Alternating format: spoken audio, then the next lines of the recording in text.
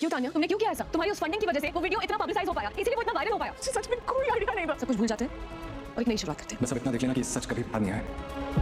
माँ, मैं आपको पूरी बात सब मामा का सपोर्ट था, उसके बाद अरमान का और रूही के पास मनीष उसे गाइड करने के लिए है। इसने कभी कोई ऑफिस में कदम नहीं रखा, लेकिन इसे बिजनेस की समझ पूरी है। अब मम्मी आप मुझे करिए ना प्लीज।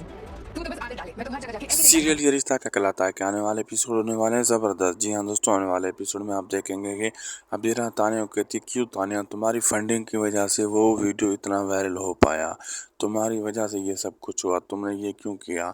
और आगे से तानिया कहते हैं, मुझे इसका आइडिया नहीं था, प्लीज़ मुझे नहीं पता था इस बात का ऐसा हो जाएगा। तो यहाँ पे अबीरा कहती है, तो ठीक है, हम वो बात भूल कर ज़िंदगी में आगे बढ़ जाते हैं। तो यहाँ पे तानिया की जो सास होती है वो बहुत ही ज़्यादा कुछ बोल रही होती है। विद्या को आ जाता है गुस्सा, विद्या उसे एक चंपा एक थप्पड़ जड़ देती है और यहाँ पे सारे लोग परेशान हो जाते हैं। और फिर तानिया की वो तारीफ करते दिखाई देती है कि तानिया को बिजनेस करने का बड़ा तजर्बा है वगैरह वगैरह। अब आगे देखना मज़ेदार होगा क्या क्या होने वाला है।